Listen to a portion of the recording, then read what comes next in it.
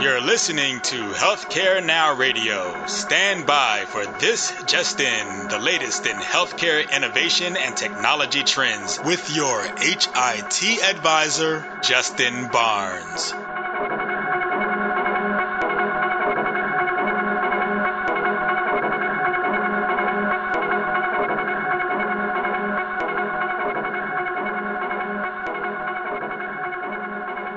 Thank you for tuning in, and welcome to This Just In. I'm your host, Justin Barnes. In these of our segments, I'll bring you the latest advancements in healthcare, strategy, innovation, and public policy. As always, we're broadcasting from the This Just In studios on the Business Radio X network, as well as the Healthcare Now radio network. And before we dive into my guest today, I want to take a moment to let everyone know that we'll be broadcasting the This Just In radio show again live from the HIMSS annual conference in March from Las Vegas. Many more details to come here shortly, but I hope everyone is planning on attending. We'll have another great slate of CEO, CIO, leading care providers, industry thought leaders, and certainly policymakers joining the show. For this episode, though, my 113th episode, we're going to speak with entrepreneur Dr. Mark McKenna, founder and CEO of OVME. Welcome to the show, Mark. Thank you, Justin. Glad to be here. It's great to have you. And we met through a mutual friend and entrepreneur, Dr. Jordan Amadeo. So first of all, how did you meet Jordan? Where did you first meet him? He's a great guy. Yeah, Jordan is actually one of my best friends. I think we just kind of ran in the same circles locally. I think both of us being entrepreneurial, focused physicians, that was probably inevitable that we met. But Jordan and I were introduced through mutual friends, and he and I just stayed connected. And I think he and I have been friends for about 7 years now. And he's really one of my closest friends now. I enjoy him quite a bit. Very smart guy. Yeah, no. So do I, and certainly a smart guy. I bounce ideas off him frequently as well. So give my audience and tell us a little bit more about your background. Where'd you grow up, go to medical school, get your MBA, all that good stuff? Yeah, sure. So I was actually born in Washington, D.C., but I grew up in New Orleans, Louisiana. I come from a family of physicians, so I think that my initial exposure to healthcare was just through my family.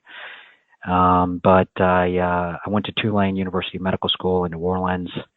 I recently did an MBA in entrepreneurship at the Brenau University, which is a small private college here in Georgia. But I think I've had just kind of in retrospect, I always had sort of an entrepreneurial focus. And early stage, I kind of diversified out of medicine. Mm-hmm. And I actually started buying real estate in medical school. I think that was my initial exposure to real world entrepreneurial ventures. Uh-huh. And again, to make it just sort of a very long story short, when I finished my medical training, I was working doing sort of family practice medicine in New Orleans, and was just investing basically every dollar I made into real estate. And ultimately, I acquired a small mortgage company and a title company, a real estate title company, real estate closings. Mm-hmm. So my partners and I built that up to about 55 employees, and the business ultimately became sort of design, build, finance, boutique real estate projects in-house. And so that was probably my first company that I started. As I said, it was a very successful business. We grew it pretty rapidly. And I think I was around 31 when Hurricane Katrina hit New Orleans, and it basically wiped that business out overnight. Mm. And in the aftermath of Katrina, I started traveling to Atlanta. I would travel to Atlanta on the weekends, and I was spending my weekdays in New Orleans, and basically just fell in love with the city. And I moved here about 10 years ago and started ShapeMed. Excellent. So what got you into healthcare before we get to ShapeMed? What got you into healthcare? Be with your family being doctors and you going to medical school? Or? Yeah, exactly. So I think my father's a surgeon. Kind of interesting perspective. He's got two brothers. Of his two brothers, one of them is a surgeon, so two of the three are physicians. And then my mother has two sisters, and all three of the sisters married physicians. So you can imagine, growing up, all I knew was medicine. in the practice of medicine, in not only for my family, but in sort of their immediate social, the social circles that they ran in. So I think my initial exposure to medicine was through my family, and it's been great. Excellent. For me. Yeah. No, yeah.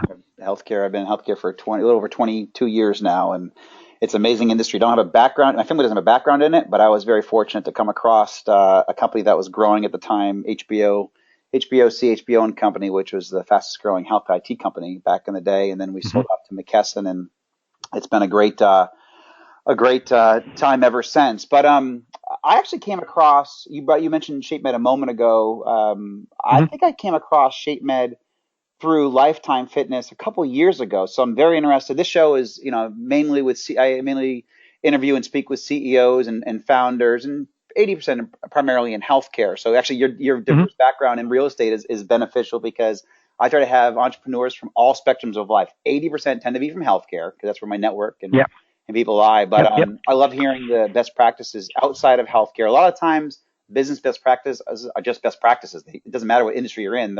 There's always ways to be successful no matter where you are. But I came across Lifetime a couple years ago. So I think I heard of ShapeMed. So when I saw some of your bio and we got to know each other a little bit, I'm certainly intrigued, because I would love to know, and I know my audience would as well, how did that sale come about, ShapeMed? How did, selling off to Lifetime, the acquisition process, and all that good stuff? It's a sort of interesting process. So in the aftermath of Katrina, as I mentioned, I was traveling back and forth from New Orleans to Atlanta, and I ultimately made the decision to move to Atlanta in August 2007. And we launched ShapeMed November 2007. With the idea, just fundamentally, was sort of fee for service, medical aesthetic and wellness practice. We did some things exactly right early on. We were early adapters to the internet and to digital marketing, and I think that helped us gain market share here in Atlanta pretty rapidly. But again, to make a very long story short, we grew that company up to be one of the largest medical aesthetic providers, basically in the Southeast. I'm sure you're at least peripherally familiar with Allergan. Sure, of course. The manufacturer of Botox. All right. So Allergan has about 40,000 accounts nationwide, and I think we grew to be top 25 in America. So Allergan invited us out to their headquarters in California to do some informal consulting for them. 6 of their largest practices from around the country were invited out. I was one of the 6, and Lifetime Fitness was one of the 6. And to make a long story short, again, the dialogue started there, and it just kind of evolved, and they ultimately acquired me about 8 months later. So the premise in partnering with Lifetime was, at the time they were a publicly traded company, north of $1 billion in revenue annually. I think they had about 137, for lack of a better word, gyms around the country. And if you've ever been in a Lifetime, they're sort of large box, traditional workout facilities. But they have a sort of affluent clientele that mirrored our demographics quite closely. So the idea was we would, in essence, move ShapeMed into Lifetime and sort of cross-pollinate one another and expose their members to our services, and vice versa, expose my clientele to their services. And it was great. I mean, they were an ideal partner in many respects, and ultimately it was a great deal for me, and very smart people. I enjoyed working with them quite a bit. Yeah.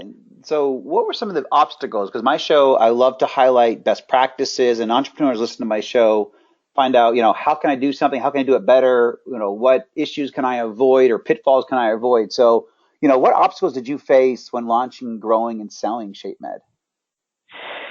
Yeah, I mean, I'm sure like any entrepreneur, particularly coming from a medical background, I'm sure you have a lot of physician friends and associates that I'm sure have been on your show. But I think coming from that sort of very narrow focused medical background, unfortunately, in many instances, we don't get exposure to, basic accounting principles and sort of the blocking and tackling of running a business. But so I say that to say I probably made every mistake in the book with ShapeMed. Some things we did very well, and many things we got completely wrong. Speaking transparently, but I think the biggest mistake in retrospect was not planning, not having an end in mind. And I think my situation was a little bit unique in that literally I was scrambling out of New Orleans in the aftermath of Hurricane Katrina, and for me, Shape was certainly a passion of mine, but in many ways it was just simple survival. I'd made the decision to leave the city, and I was moving to Atlanta to launch a new business. So I think in retrospect, I could have been more thoughtful about where I wanted to end up, right? And particularly when you're bootstrapping a business, sometimes you don't have the luxury of thinking long term. It's just, how do I make that the rent payment or keep the lights on or to pay my staff. But certainly in this new venture that we're launching, we're being very thoughtful about everything. So I think the biggest obstacle for me with ShapeMed was just not thinking long term early enough, and that related to, my, protection of IP, legal issues, structuring contracts, I can go on and on. But I think that would be the biggest obstacle I faced. No, that's great advice, and spot on. I mean, when we were building our large company, Greenway, we certainly made our fair share of mistakes, but we focused very heavily on the end game, which it took a lot longer. We IPO'd the company and took it public on the New York Stock Exchange, but it took us about 8 years longer than we had planned. So we had that end goal, but we had a lot of middle ground to make up before we got there. But it all worked out great. Yeah, believe me. Yep. All entrepreneurs say that it always takes longer. Rarely will anybody say, "Oh yeah, it happened so much quicker than I thought." That's right. But measure 10 times, cut once, right? Amen. Exactly. No, that's great advice there too. So tell us about your new venture. I mean, OVME, and I'm dying to hear about it. I know you're a little bit still in stealth mode, right? But I'd love to hear what you can tell us. Yeah. We are a little bit in stealth mode. We're actually launching next month. Our soft opening is February 1. We're launching to the public March 1. But in essence, we are building a brand around retail medical aesthetics. So if you can think about the a traditional, for lack of a better word, minimally invasive cosmetic environment like a med spa or plastic surgeon or dermatology office, we think there's an opportunity for us to truly build a brand around that space. When I mean a brand, I mean a consumer-facing presence that customers readily identify with nationwide. So if you think about products like Botox or Juvederm or Restylane or Cool Sculpt, pick one of your favorite medical aesthetic products. The products are very well known, but there's not a brand that consumers identify with nationwide that has done a really good job of gaining market share. So in many respects, we feel like the market, although it's growing explosively, it's still very highly fragmented, and in many ways it's still a cottage or boutique industry where it's dominated by local market plastic surgeons or derms, and business in many instances is driven through word of mouth or referrals. But we feel like there's an opportunity for us to really bring sophistication to that space and to build a brand around it. So we're excited about it. Excellent. So where did the name OVME come from? And what does it mean? Yeah. So that's actually a funny story. When we were actually going to call the business something else, and we wanted to call it Face Med or Face Medical. But when we were settling on the name, it was the time our private equity team came on board, and in essence, we were obviously investing a large amount of money into the business. So we wanted to make sure, from an IP perspective, that we could put a moat around the business and protect it adequately. So we couldn't. To make a long story short, again, we could not trademark Face Med because you cannot trademark things like dry clean shirt or cut grass. It's too literal, right? There's too many sort of permutations to the name that would make it hard to protect that IP.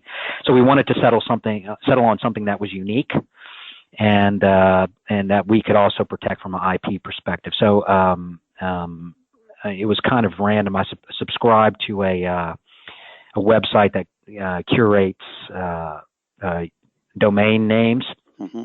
And this one came across my desk, and it's a 4-letter URL, so obviously there's value there in the sort of a scarcity play, just in terms of the digital domain. But I kind of, it doesn't really slap you in the face, but when you start thinking about it, OVME, it's pronounced OVME, so it sort of speaks to personalization and the very sort of curated approach that we want to take to offering services to our clients. So it really, long story short, again, it doesn't really mean anything, but I think we will be doing some very interesting things with the name.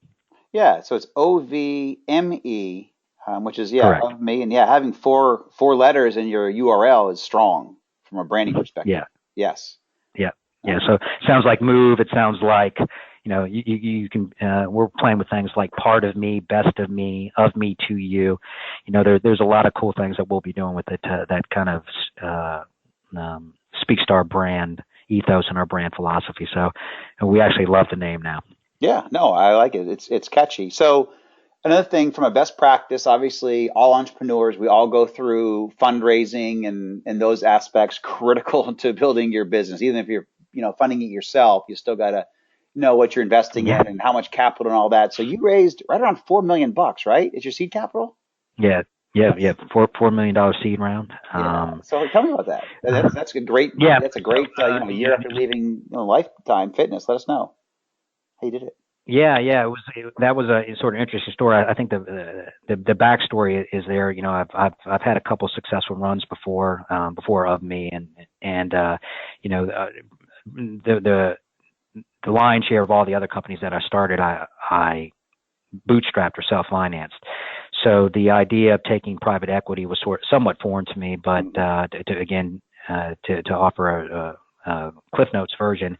When I left Lifetime, obviously I had a lot of free time on my hand. My wife had just had a baby, and we were just kind of relaxing, enjoying that whole process. But almost immediately I started kind of just working, just kind of back of the napkin ideas, and that kind of evolved into a spreadsheet. I was introduced to for lack of a better word, a numbers guy through a mutual friend, and he and I just started kicking ideas around, and that evolved into spreadsheets and models, and I was peripherally introduced to my private equity partners through a mutual friend who is they're part of, I'm sure you're familiar with Entrepreneurs Organization, EO, and very, very robust presence in Atlanta. So a friend of mine who's in EO introduced me to one of the partners with the private equity group, and it really just started out as very informal conversations. And again, to make a long story short, we went under term sheet with the private equity. I left Lifetime, I think, in June or July of 2016, and I think we went under term sheet late 2016, and ultimately closed the capital round about 4 months ago. Wow, that's terrific. That's that's awesome. Can you mention which firm you closed it with? Yeah, so the name of the firm is Equity 38. So they're in many ways they are the perfect partner for us. They're a relatively young firm, but they specialize in consumer-facing health and wellness. Yeah. So that was right up our alley. I think if you were to speak to the owners of the firm, I think it's their personal passion. So not only are they sophisticated capital and smart investors and smart partners, but they've lived the lifestyle like I do. We walk the walk, so to say, and I think they do also. So they've been just phenomenal partners with us, and we're super excited to be partnered with them. That's terrific. So what are your long-term goals for OVME? Yeah, number one, it's really just to build a cool company. I think there's the opportunities in the sort of nexus of technology, healthcare, and retail, modern retail, are almost limitless. And we're obviously thinking nationwide. And as you said, we're still in many ways operating in stealth mode. But I think what really excites me is extending the brand into in different ways in terms of technology, in terms of retail, skincare products, clothing, media. I mean, there's a ton of opportunity in the space, and as I mentioned earlier, it's growing quite rapidly. So I think the opportunity to inject smart capital and smart approach to business, and to your previous point, I think business is business fundamentally, but in the medical space, sometimes that gets lost because of all the challenges and benefits associated with healthcare. Right. But I think if we can assemble the right people around us with the right capital and execute, I think the opportunities are almost limitless. But high level, we want to build a brand around retail medical aesthetics that has nationwide reach. Very cool. No, I love it. So for those just tuning in, we're speaking with Dr. Mark McKenna, founder and CEO of OVME. So I always like to get to the next three questions, a little bit rapid fire. We've got about 5 minutes left in our chat. But I like to kind of get to the core of a little bit of what drives you, what motivates you, and also where you give, where you serve your community. So first question here, and then my last three. Overall, why do you do what you do, and what do you hope to achieve in your current role? Yeah, that's a great question. I think probably like many entrepreneurs, what really excites me is to the idea of taking ideas and through hard work and creativity, bringing those things into reality. Just kind of taking a snapshot of OVME, the current deal. I mean, a year ago it was an idea, right? And we're less than 30 days away from bringing it to market. So, being involved in that process is just amazing for me. It still excites me. When we were touring our office in Buckhead that's being built right now yesterday with the contractors, and it just blows my mind. So I think fundamentally I like taking ideas and bringing them into reality, and then along the way creating opportunities for other people and getting the opportunity to work with other smart people that energize me, and hopefully I do the same for them. So I think it's a combination of creativity and energy that really drives me. No, great answer. And we have very similar paths there and very similar motivations. So what do you do for community and charity investing? Where do you give your time or invest your time, talents, and treasures, and why? Yeah, I can tell you, historically, my wife and I, we've been very active with a number of charities and charitable endeavors. That's slowed down somewhat since we had our first daughter a year ago. We've just been kind of, really getting keyed in there. But in fact, every year I do a sort of like a visualization exercise for the new year, and one of them was to really get involved with a charity. But just to bring it full circle, historically we've for lack of a better word, given a little to a lot of different sources, right? But this year we're doing a deep dive with the Make-A-Wish Foundation, and and I'm sure you'll appreciate this. In many ways, for entrepreneurs, your personal and work life blends. Yes. Right. Very much so. Particularly if you're passionate about what you're doing. So for us, we actually have a formal partnership with Make-A-Wish Foundation, where a portion of all the revenue generated in the new company will go to fund wishes for chronically ill children. And I think that's, as parents, that's obviously meaningful for me and my wife, and I think it's who doesn't want to help chronically ill children? So we'll be talking about that more as the business launches, and but we have a deep and meaningful relationship with them, with the Make-A-Wish, the Georgia Foundation. And one of the things that we like about the Make-A-Wish Foundation is ultimately they have a national reach. So as we grow in the different markets where we'll be opening shop, more than likely they will have a presence in most major metropolitan cities. So we're super excited about that. Excellent. Yeah, no, we're aligned there. We have not Make-A-Wish, but children are very near and dear to my wife and I heart, and we have a couple of children's homes over in Cambodia that we start and support, and have traveled there frequently to check on. But children who have been kind of left out is certainly close to our hearts. So final question. I got about a minute left. What is your favorite place to get or be inspired? Yeah. So I probably I'm too easily inspired, but I think this is going to sound crazy probably to your users, but I'm an avid jiu-jitsu practitioner. Mm-hmm. And so probably about 4 times a week for about an hour and a half, my friends and I just, for lack of a better word, just beat the, that's great.